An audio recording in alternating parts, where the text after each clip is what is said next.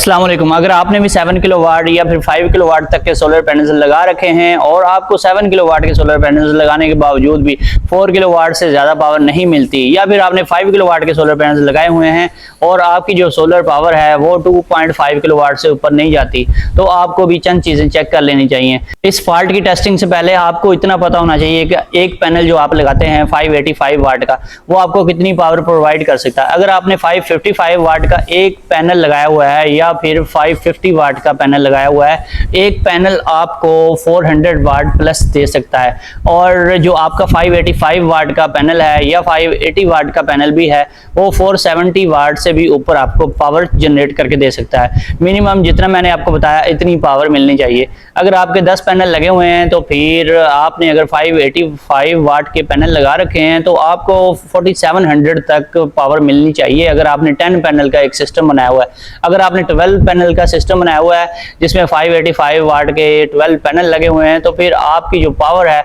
वो 5.5 से अबव होनी चाहिए, यानी कि अप्रोक्सीमेटली आपको 5600 या 5700 वाट कम से कम जरूर मिलने चाहिए पीक टाइम में। और इसी तरह से अगर आपने 550 वाट के पैनल लगाए हुए हैं और आपका जो एक पैनल है वो 400 वाट तक आपको प्रोवाइड करता है, अगर 10 पैनल्स हैं तो फिर आपको 4000 वाट यानी कि 4 किलोवाट तक मिलने चाहिए। और इसी तरह से अगर आपने 12 पैनल लगाए हुए हैं तो फिर 4.8 किलोवाट तक पावर आपको मिलनी चाहिए।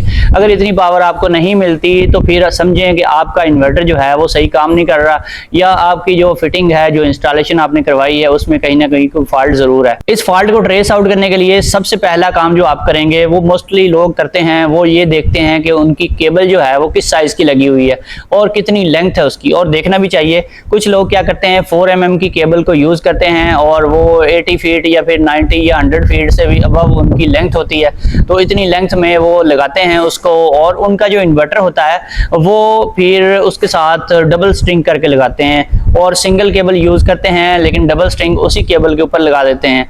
तो वो इतनी ज्यादा लेंथ के ऊपर अगर आप 6 mm की केबल भी लगाएं और साथ डबल स्ट्रिंग उसके ऊपर ही लगाएं, तो फिर आपको जो रिजल्ट है वो इसलिए नहीं मिल रहा क्योंकि आपकी केबल सही नहीं है।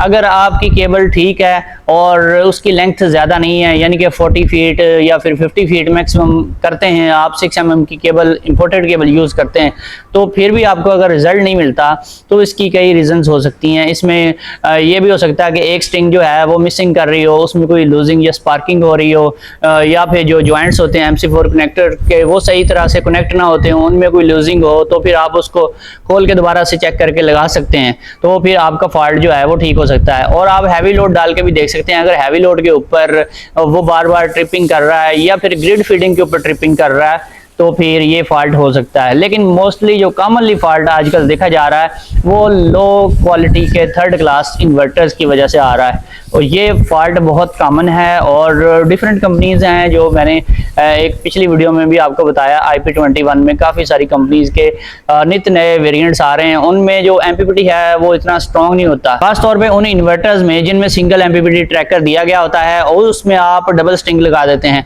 ऊपर रेटेड एम्पेयर भी लिखे होते हैं, PV के 18 एम्पेयर या फिर 16 एम्पेयर इतने लिखे हुए होते हैं, लेकिन वो सपोर्ट नहीं करते डबल स्ट्रिंग को। अगर आप उसके साथ डबल स्ट्रिंग लगाएंगे तो फिर आपको यही कुछ देखना पड़ेगा। कुछ जो इन्वर्टर्स हैं वो सिंगल MPPT ट्रैकर होता है उनमें, लेकिन ऊपर 26 या फिर 27 एम्पेयर लिखे हुए होते हैं। इतने रेटेड एम्पेयर होने के बावजूद भी वो डबल स्ट्रिंग के ऊपर आपको सही रिजल्ट नहीं देते। लेकिन इन्हीं इन्वर्टर्स का एक सोल्यूशन भी मैं आपको बता देता हूँ। अच्छा, ये फॉल्ट जो है सॉफ्टवेयर की वजह से भी आता है, लेकिन बहुत कम केसेस में ये सॉफ्टवेयर का इशू होता है। और आजकल जो ज्यादातर ये फॉल्ट आ रहा है उसकी कॉमन रीजन सिर्फ यही है कि 3rd क्लास आपने इन्वर्टर लगाए हुए हैं, आप ऐसी क्वालिटी के इन्वर्टर्स यूज कर रहे हैं जिनमें MPPT की पावर नहीं है, या फिर पावर तो है लेकिन रेटेड पावर के मुताबिक वो परफॉर्म नहीं करते। अगर आप भी लो क्वालिटी के IP21 में जो इन्वर्टर्स हैं वो यूज कर रहे हैं और सिंगल MPPT वाले हैं खास तौर पे, तो फिर आपको भी इन मसाइल का सामना करना पड़ सकता है। तो आपने फिर काम क्या करना है, इसका सोल्यूशन ये है, जब भी ये फॉल्ट आए तो आप पहले तो कोशिश करें कि ड्यूल MPPT वाला इन्वर्टर लगवाएं। अगर आपने ये सिंगल MPPT वाला लगवा ही लिया है और अच्छी क्वालिटी का नहीं है, और जो नित नई कंपनियां आजकल आ रही हैं उनमें से किसी का लिया है, जैसा कि यूनिक के कुछ वेरिएंट्स हैं उनमें भी ये फॉल्ट देखा गया है। प्राइमैक्स और सन लाइफ में खास तौर पे देखा गया है। खास तौर पे वो लोग जो नेट मीटिंग करवाते हैं या फिर हैवी लोड चलाते हैं तो उनके पास ये फॉल्ट बहुत ज़्यादा देखा जा रहा है। इन कंपनीज के सारे इन्वर्टर्स ही ऐसे नहीं है, इनमें कुछ जो इनके वेरिएंट्स हैं उनमें ये फॉल्ट आ रहा है। और इसका सोल्यूशन क्या है, एक सिंपल सा सोल्यूशन मैं आपको बता देता हूँ। थोड़ा सा आपको खर्चा करना पड़ेगा कि आपने जब स्ट्रिंग बनानी है इनके साथ तो आपने हाई वोल्टेज की स्ट्रिंग बनानी है। हाई वोल्टेज की स्ट्रिंग यानी कि 8 या 9 पैनल की, और कुछ लोग 10 पैनल्स की भी लगाते हैं जो कि नहीं लगानी चाहिए।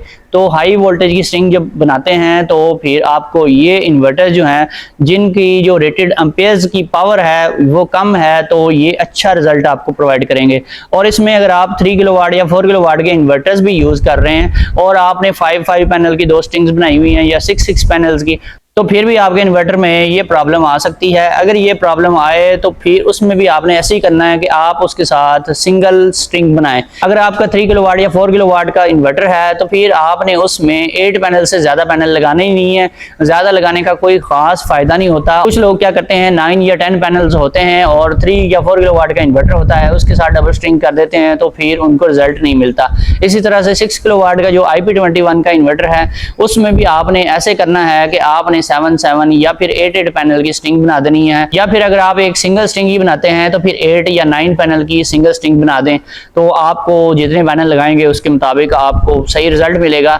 ये लो वोल्टेज की वजह से ये प्रॉब्लम देखी गई है। इन्वर्टर्स के ऊपर जो उसकी स्पेसिफिकेशन होती है उसमें क्लियरली मेंशन किया होता है कि आपने इसको 250 से लेकर 350 वोल्ट के ऊपर चलाना है। इतनी रेंज रखेंगे तो आपको ये मैक्सिमम आउटपुट देगा, जो मैक्सिमम रेटेड एम्पेयर्स हैं वो आपको मिलेंगे अगर आप इसके साथ हाई वोल्टेज की स्ट्रिंग लगाते हैं।